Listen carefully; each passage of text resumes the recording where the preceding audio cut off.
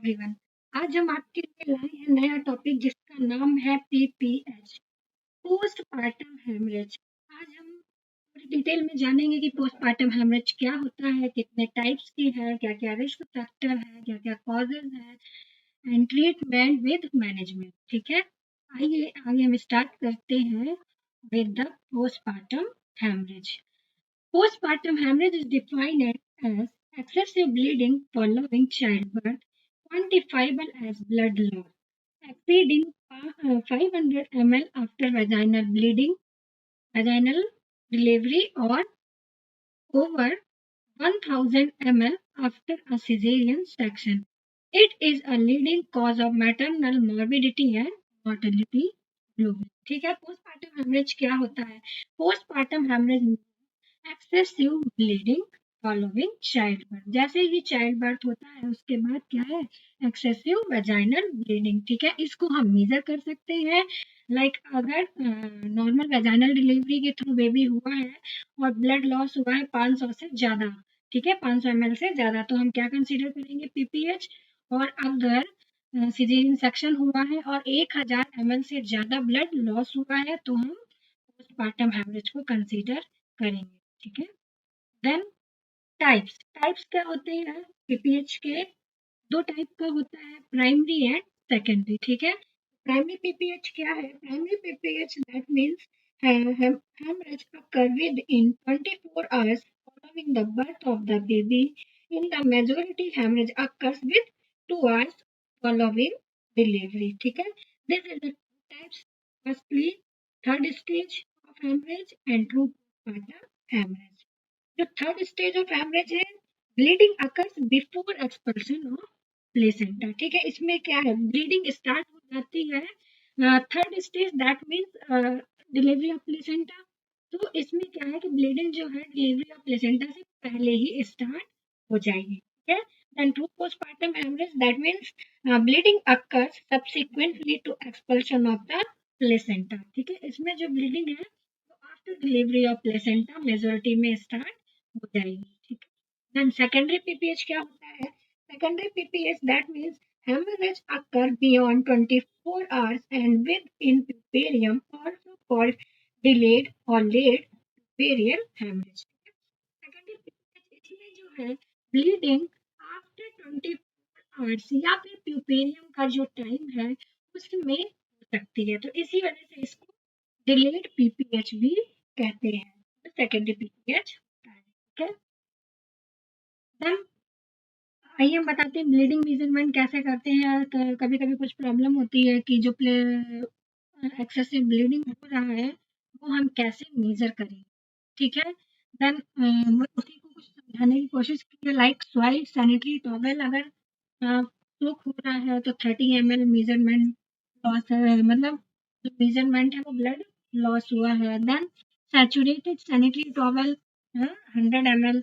Then after that जो kidney disc है अगर वो फुल फिल हो चुकी है देन 500 ml लॉस हो जाएगा ब्लड। ठीक है, देन सैचुरेटेड स्मॉल स्वैब 10% और 10 centimetre that means 60 ml blood loss हुआ है। Then saturated large swab 45 into 45 centimeter that means that we need to consider 350 ml. ठीक है, then incontinence pad 250 ml. Then after that pph on bed only, that means considering like 1000 ml. pph spilling on floor, अगर जो है bed के साथ साथ floor पे भी ब्लड गिर गया है तो कितना कंसीडर करेंगे? 2000 ml। ठीक है, then 100 centimetre diameter floor spill, तब कितना कंसीडर करेंगे? 1500 ml ब्लड लॉस होगा। देखिए 100 सेंटीमीटर डायमीटर तक की अगर ब्लड फैला हुआ है तो हम लोग 1500 ml ब्लड लॉस कंसीडर करेंगे। ठीक है, देन इसके बाद क्या क्या रिस्क फैक्टर होते हैं? जो रिस्क फैक्टर दैट मीन्स कि ये चीजें जो है पीपीएच कॉज कर सकती हैं। आइए हम जानते हैं कि क्या क्या रिस्क फैक्टर हो सकते हैं। Several risk factors increasing the likelihood of experiencing PPH, including prolonged labor, high parity, and use of medication during labor. Identifying this factor is crucial for implementing preventing measure and early intervention. Risk factor that means अगर ऐसा हुआ तो इससे ज्यादा chances है कि PPH हो जाए, ठीक है। तो इसमें क्या क्या कंसीडर कर रहे हैं, लाइक प्रोलॉन्ग लेबर, अगर जो है बहुत ही ज्यादा समय से नॉर्मल लेबर का जो ड्यूरेशन है वो 12 आवर होता है, ठीक है, 12 आवर टू 16 आवर, ठीक। लेकिन अगर इसके बाद अगर लेबर एक्सटेंड हो रहा है दैट मीन्स कंसीडर करेंगे प्रोलॉन्ग लेबर में। इसमें क्या है कि यूट्रस की कॉन्ट्रैक्टिलिटी में भी प्रॉब्लम आ सकती है, देन कॉन्ट्रैक्शंस जो है अगेन एंड अगेन हो रहे हैं, तो हम क्या कर सकते हैं, इसमें भी पीपीएच रिस्क फैक्टर है। देन हाई पैरिटी, अगर ज्यादा पैरिटी है, फिर जो वुमेन है वो मल्टी पैरस है, and use of medication during labour, like अगर कोई भी मेडिकेशन जो भी न्यूट्रोटॉनिक्स है, लाइक ऑक्सीटोसिक्स, इसमें हम ऑक्सीटोसिन अगर दे रहे हैं फीमेल को अगेन एंड अगेन, है ना, तो वो ज्यादा यूट्रस की कॉन्ट्रैक्टिलिटी को क्या करेगा, इंक्रीज करेगा, जिसकी वजह से भी ये रिस्क फैक्टर में आएगा, किसके, पीपीएच के, ठीक है। अगर हम इन फैक्टर्स को आइडेंटिफाई करते हैं और प्रॉपरली अपना वर्क कर रहे हैं, तब ये किस चीज में इम्प्लीमेंट करेगा, पीपीएच के प्रिवेंशन में, ठीक। The next cause of PPH, PPH के क्या क्या कॉजेज हैं, ठीक है। देखिए हम इसको याद करते हैं 4T से। पहला ये एटोनिक जो टोन है, ठीक है, टोन, टिश्यू, ट्रॉमा, टोन, ठीक है, 4 टाइप ऑफ टी हमें याद रखने हैं इसके मेनली कॉज में। देन फर्स्टली यूट्राइन एटोनी, तो जो यूट्रस है, uterine atony leading cause of PPH occurs when the uterus fail to contract effectively after delivery. This failure can lead to significant blood loss, making timely recognition and treatment essential for maternal. इसमें क्या है, uterus की tone में क्या हो जाता है, variations हो जाते हैं। देन जो कॉन्ट्रैक्ट है, यूट्रस का कॉन्ट्रैक्शन जो है वो इफेक्टिवली प्रॉपर नहीं हो पाता है, जिसकी वजह से वो उनको क्या कर देता है, लॉस कर देता है, और पीपीएच का कॉज बन जाता है, ठीक है। Atonicity of the uterus is the commonest cause of postpartum haemorrhage, one of most common cause of which call है atonic uterus. With the separation of the placenta, the uterine sinuses with a tube cannot be compressed effectively due to imperfect contraction and retraction of the uterine musculature and bleeding continues, ठीक है। Then और भी इसके अंदर किस वजह से जो यूट्रस की टोन है वो डिसबैलेंस हो सकती है, ग्रैंड मल्टीपेरा हो गया, over distension of the uterus, mall nutrition and anaemia, even slight amount of blood loss may develop clinical manifestation of postpartum hemorrhage, antepartum hemorrhage, prolonged labor हो गया, malformation of the uterus हो गया, ठीक है। सारे क्या cause है atonic uterus. Then trauma during delivery. Trauma during delivery can result from prolonged labor or improper use of delivery instrument. This trauma may damage blood vessels, leading to excessive bleeding and requiring surgical intervention in severe cases. Trauma during delivery that means कि अगर जैसे हम कोई भी instrument का use कर रहे हैं, है ना, तो उसमें क्या है कि सपोज दैट कि किसी भी ब्लड वेसल में डैमेज आ गया, अगर किसी भी ब्लड वेसल में डैमेज आ गया during the time of delivery, तो क्या होगा, excessive blood loss, excessive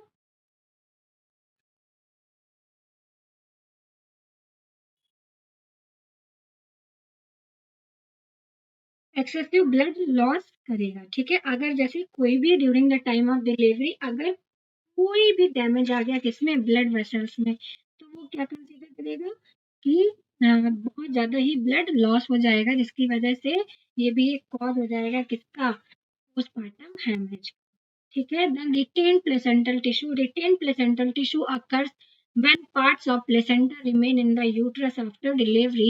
This condition can cause ongoing bleeding and infection, necessitating prompt medical treatment to remove the retained tissue, ठीक है। इसमें क्या, bits of placenta blood hospital to imperfect uterine retraction, ठीक है। इसमें क्या देखिए बेटा कि जो यूट्रस का जो यूट्रस से क्या हो रहा है, प्रॉपर कॉन्ट्रैक्शंस हो रहे हैं, ठीक है। लेकिन जो इसमें प्लेसेंटा के टिश्यू है, मतलब जैसे कुछ बिट्स हैं प्लेसेंटा की, जो टिश्यूज है वो अंदर ही रह जा रही है यूट्रस के, ठीक है। तो उस कंडीशन में क्या होगा, अगर जैसे कोई भी रिटेन बिट्स ऑफ प्लेसेंटा अगर अंदर है तो वो भी क्या कॉज कर सकता है, पीपीएच कॉज कर सकता है। ऐसी कंडीशन में इन्फेक्शन हो जाएगा, इन्फेक्शन हो जाएगा दैट मीन्स ब्लीडिंग अकर हो जाएगी, एंड इसके लिए किसकी जरूरत पड़ती है, मेडिकल ट्रीटमेंट की जरूरत पड़ती है। और अगर उससे सही नहीं हो रहा है तो हमें जो टिश्यूज है उनको क्या करना पड़ता है, रिमूव करना पड़ता है, ठीक है। Then coagulation disorder such as, अगर कोई भी ब्लड कोगुलेटिंग फैक्टर में प्रॉब्लम है तो ये क्या कॉज करेगा, ब्लीडिंग कॉज करेगा। Coagulation disorder such as von Willebrand disease, von Willebrand disease or thrombocytopenia can interfere with the body's ability to clot blood effectively. Women with this condition face an increased risk of PPH due to prolonged bleeding after delivery, ठीक है। अगर like von Willebrand disease कैसे cause होती है, जब भी जो factor है वॉन विलब्रांड डिजीज, ये जो है फैक्टर नंबर 8 जो ब्लड क्लॉटिंग में हेल्प करता है, उस उसमें ये उसको प्रोड्यूस करने में हेल्प करता है। अगर इस फैक्टर में प्रॉब्लम है तो जो क्लॉटिंग है, क्लॉटिंग वो नहीं हो पाएगा प्रॉपर ब्लड का, जिसकी वजह से क्या कॉज होगा, ब्लीडिंग कॉज हो जाएगा। देन थ्रोम्बोसाइटोपिनिया, थ्रोम्बोसाइटोपिनिया जैसा कि सबको ही पता है, ये जो प्लेटलेट है वो क्या हो जाएगी, डिक्रीज हो जाएगी, है ना, प्लेटलेट का काउंट। और जब प्लेटलेट का काउंट डिक्रीज हो जाएगा तो ब्लीडिंग के ज्यादा चांसेस रहेंगे, ठीक है। तो इसकी वजह से भी वहां पे अगर फीमेल को ऐसी कोई भी कोगुलेशन प्रॉब्लम है, that will lead to cause PPH, ठीक है। देन नेक्स्ट, साइन सिम्टम्स क्या है, डायग्नोसिस क्या है। कॉमन सिम्टम्स तो हमें पता ही है, सबसे most common exceeding bleeding loss, है ना, कि कितना अमाउंट ऑफ ब्लीड लॉस हो रहा है। पोस्टपार्टम हेमरेज में present as excessive bleeding after child birth, typically defined as blood loss exceeding 500 ml for vaginal delivery or 1000 ml for cesarean section delivery. Accompanying symptoms can include decreased blood pressure, increased heart rate, confusion, sign of shock necessitating immediate medical attention, ठीक है। सबसे पहला क्या symptoms हो सकता है कि जो अमाउंट ऑफ ब्लीडिंग है हमको उसको देखना है कि कितना लॉस हुआ है। अगर नॉर्मल वेजाइनल डिलीवरी में 500 ml है, दैट मीन्स पीपीएच हो गया है। और अगर सिजेरियन सेक्शन में 1000 ml से ज्यादा ब्लीडिंग लॉस हो रहा है, दैट मीन्स पीपीएच हो गया। और इसके साथ ही जो सिम्टम्स आते हैं वो क्या क्या है, ब्लड प्रेशर क्या हो जाएगा, डिक्रीज हो जाएगा, है ना। Then increase heart rate, that means tachycardia के सिम्टम्स आएंगे, कंफ्यूजन होगा फीमेल को, एंड साइन ऑफ शॉक, क्योंकि इतना ज्यादा ब्लड लॉस हो चुका है जिसकी वजह से हाइपोवॉल्यूमिक शॉक होने की कंडीशन आ जाएगी, जिसकी जो भी क्या है एक सिम्टम्स है किसका, पीपीएच का, ठीक है। देन डायग्नोस्टिक प्रोसीजर हम कैसे कैसे डायग्नोज कर सकते हैं कि पीपीएच हुआ है। Diagnosis of PPH involve clinical assessment focusing on blood loss measurement and vital sign monitoring. Ultrasound may employed to identify retained placental tissue or hematoma, while blood test can assess hemoglobin level and coagulation status to guide treatment decision, ठीक है। हम कैसे कैसे इसको diagnose कर सकते हैं, देखिए डायग्नोज करना क्या है कि अगर कोई रिस्क फैक्टर है तो उसको दूर किया जा सकता है। देन अगर आफ्टर डिलीवरी कोई भी रिटेन्ड बिट ऑफ प्लेसेंटा रह गया है तो उसको हम अल्ट्रासोनोग्राफी के थ्रू क्या कर सकते हैं, डायग्नोज कर सकते हैं।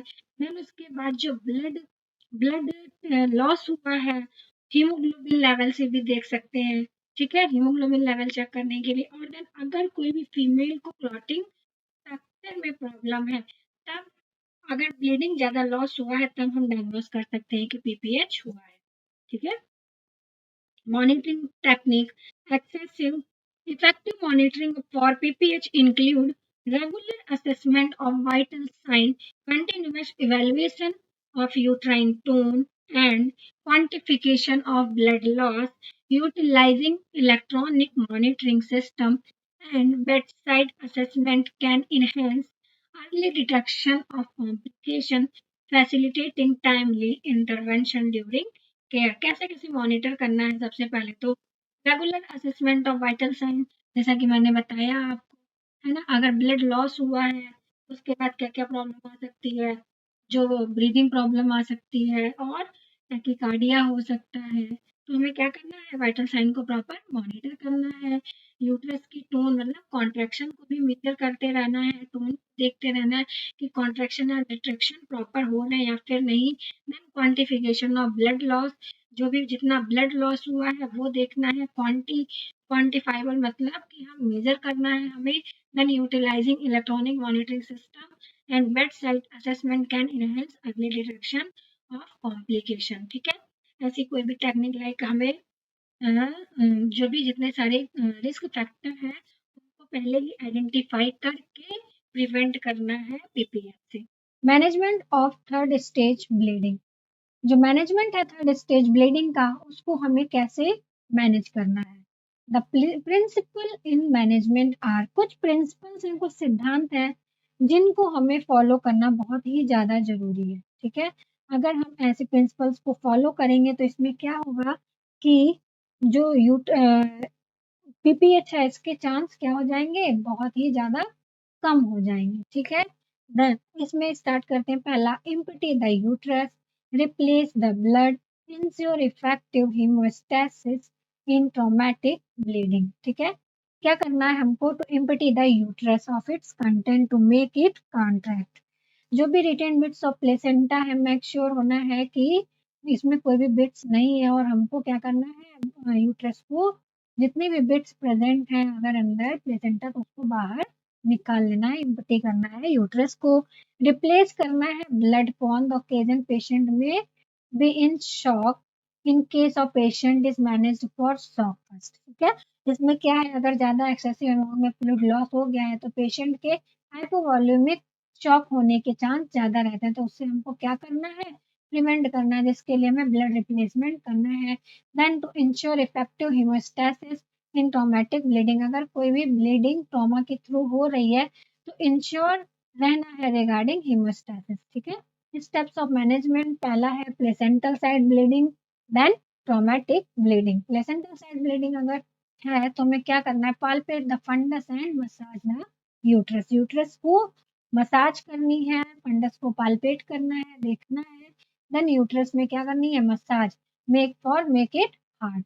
देन आफ्टर दैट स्टार्ट करते हैं crystalloid solution like normal saline Ringer solution with the help of oxytocin at 60 drop per minute and to arrange for blood transfusion if necessary. Oxytocin देना है पेशेंट को 10 unit IM और मिथर्जिन 0.2 mg, किसके लिए? IV देना है for control the bleeding. To catheterize करना है ब्लडर को, टू गिव एंटीबायोटिक्स फॉर, किसके लिए देते हैं एंटीबायोटिक्स? इन्फेक्शन को प्रिवेंट करने के लिए। ठीक है, ampicillin like ampicillin 2 gram and metronidazole 500 mg IV। Got it?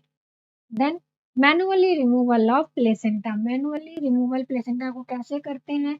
अगर कोई भी रिटेन बिट्स रह गई है, वो बाहर नहीं आई है, तो हमें प्लेसेंटा को क्या करना है?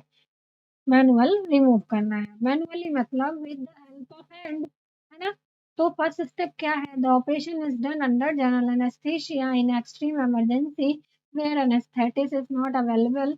In the operation may have to be done under deep sedation with 10 mg diazepam given IV. The patient is placed under lithotomy position.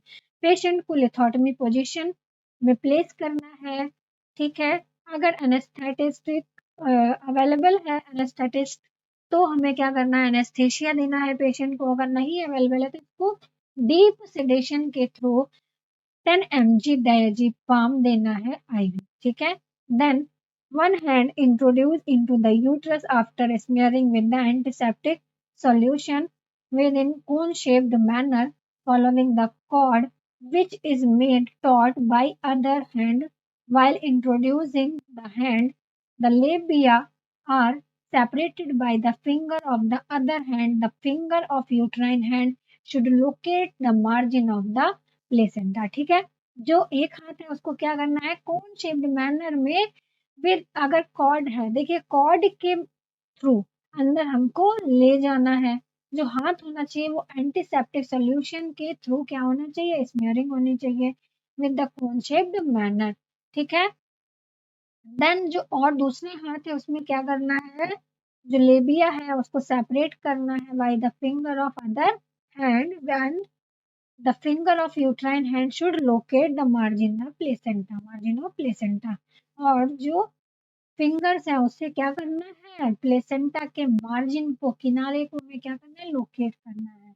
Then counter pressure on the uterine fundus is applied by other hand should steady the fundus, again guide the movement of the finger inside the uterine cavity till the placenta is completely separated। क्या करना है, counter pressure को apply करना है funds के ऊपर, then funds जो अंदर वाला हाथ है उसको गाइड करना है with the help of other hand जब तक कि प्लेसेंटा कंप्लीटली सेपरेटेड ना हो जाए। As soon as the placental margin is reached, the finger are initiated between the placenta and uterine wall with the back of the hand in contact with the uterine wall. The placenta is gradually separated with sideway sloping movement with the finger until whole the placenta is separated। ठीक है, जब तक कि क्या है, as soon as मतलब जल्दी से जल्दी प्लेसेंटा के मार्जिन पे पहुंचना है, ठीक है। जैसे ही पहुंच गए तो प्लेसेंट इनिशिएटेड, जो फिंगर्स है उनको कहाँ पे करना है, प्लेसेंटा और यूट्राइन वॉल के बीच में,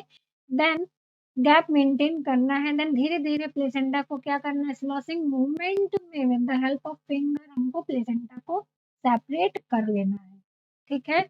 when the placenta is completely separated it is excreted by traction of cord by the other hand. The uterine hand is still inside the uterus for exploration of the cavity to be sure that nothing is left behind। ठीक है, then इसके बाद placenta को completely separate करना है, then traction of cord by other hand, जो other hand हमारा बाहर की ओर है, कॉर्ड पे क्या करना है, ट्रैक्शन अप्लाई करना है, and uterine hand is still inside, जो यूट्राइन हैंड है वो अभी भी अंदर रहेगा, then exploration of the cavity to be sure that nothing is left behind, और हमें एकदम मेक श्योर हो जाना है कि अंदर कुछ भी अब प्रेजेंट नहीं है।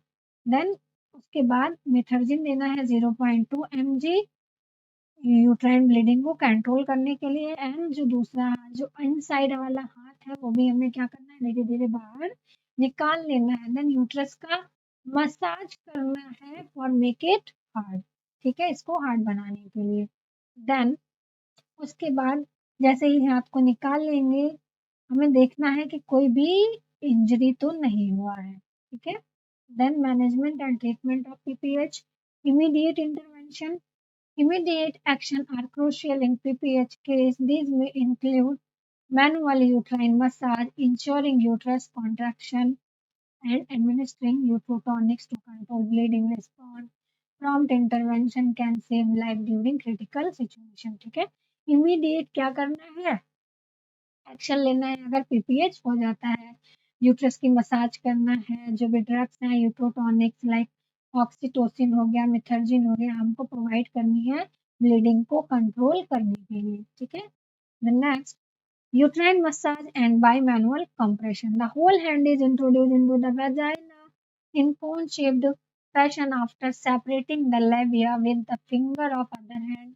The vaginal hand is clenched into the fist with the back of the hand directed posteriorly and the knuckles in the anterior fornix.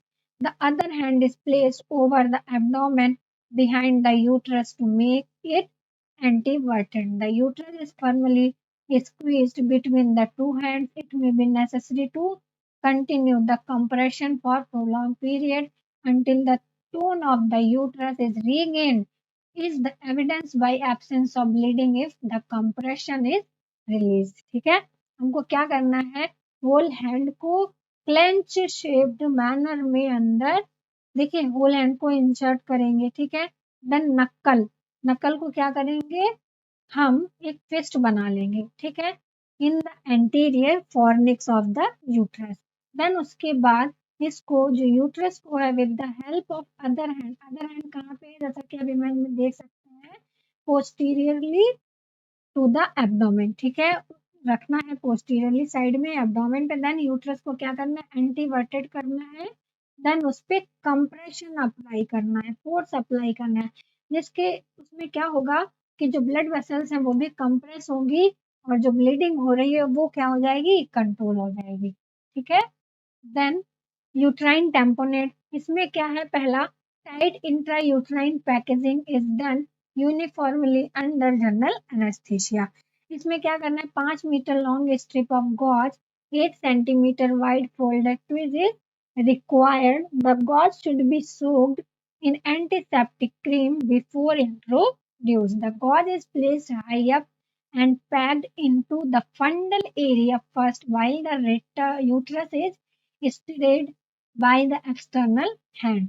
Gradually, the rest of the cavity is packed so that no empty space is left behind. The separate pack is used to fill the vagina and abdominal binder is placed. हमको क्या करना है, tight intrauterine packaging में 5 metre long strip किसकी लेनी है, gauge की लेनी है, 8 सेंटीमीटर वाइड होनी चाहिए, फोल्डेड ट्विस्ट इज रिक्वायर्ड। अगर रिक्वायर्ड है तो इसको ट्विस्टली भी क्या कर सकते हैं, फोल्ड कर सकते हैं।